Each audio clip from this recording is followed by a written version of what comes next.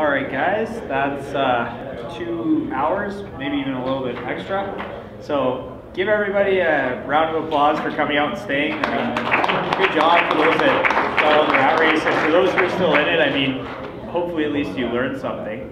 My big takeaway from this was something I actually just learned at the break, and that is that sometimes things get tough for people and they just quit. I mean, we had a couple people actually leave halfway. Maybe they didn't understand it or they thought it was too tough for them, and they just gave up. Now, if that's your attitude, you know, where's that going to get you, right? So that was my takeaway. Now I'd like to hear from you guys what your takeaways were. So if you could get one representative from each table to kind of talk about the game and share, that would be awesome, and that'll conclude our evening. So I need 4 people up here. First time people are even better. Okay, Will, we got our table. Kevin, who's your table representative? No, he's shared before. Has to be one of you 3 guys.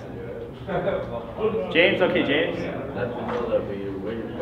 Okay, so it's either going to be Tom or Penelope over there.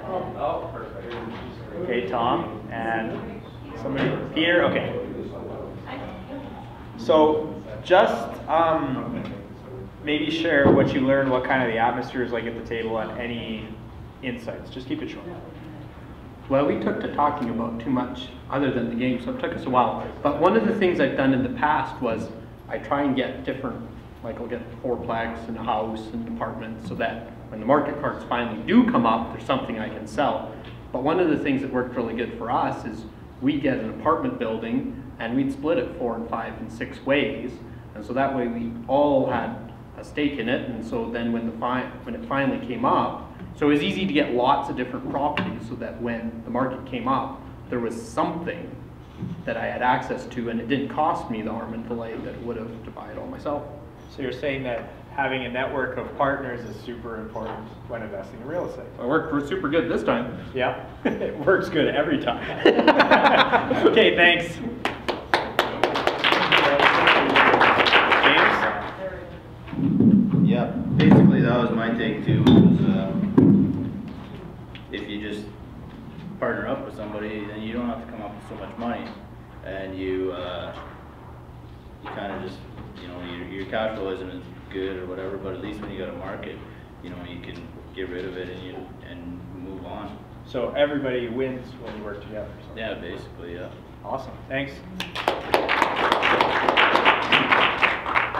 So absolutely right. Doing joint ventures is a good way to get into real estate, because as we know, you can usually need quite a bit of money down. So if you can find partners or you can find investors, and buying apartment buildings is one of the best things you can buy in real estate, because you got a lot of renters, so you got a lot of people paying the rent.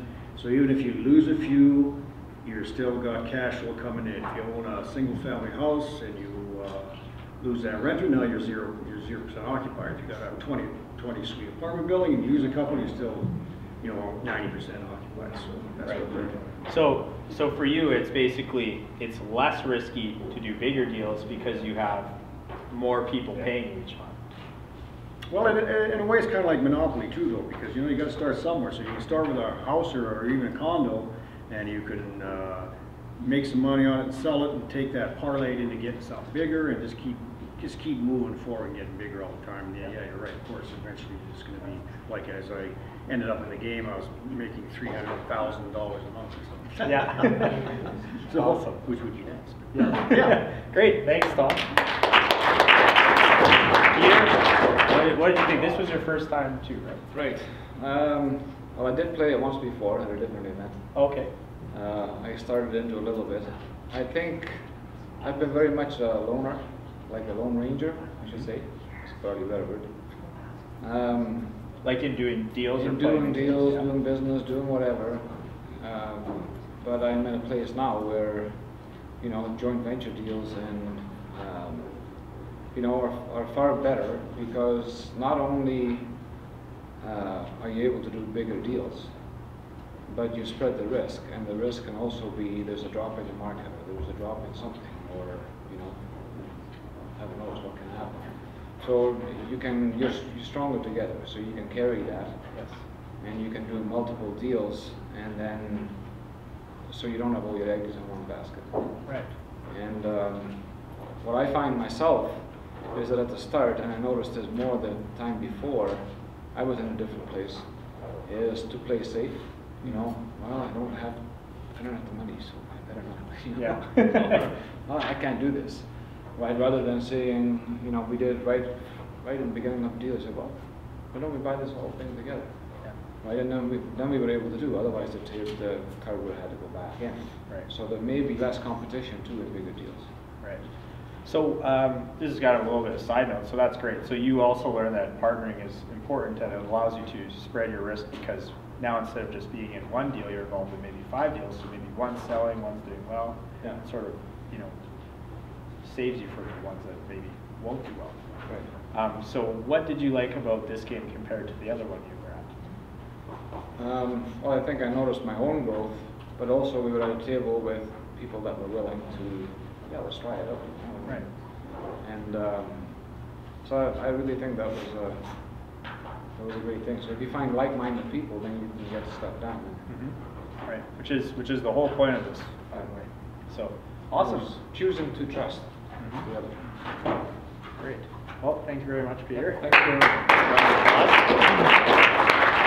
So as you can see, a sort of similar theme happened. Everybody found it was easier to do bigger deals together, or even just do deals together, because, you know, let's say you just do one house by yourself, but you're waiting for that house to sell before you can do something else. But maybe all 5 of you or 6 of you are actually doing, you know, a house, a fourplex, an apartment building, and, you know, I'm not just talking about it in the game, I'm talking about what you can actually go out there and do. And that way, you're getting cash flow from a bunch of different scenarios, multiple tenants, and that's sort of what it's all about. So I'm just going to put my email up on here for those people who fill out the RSP thing. If they want to email me and get those leads list, I'd be happy to send it to you and help you out. So I'll just put it up there real quick. And,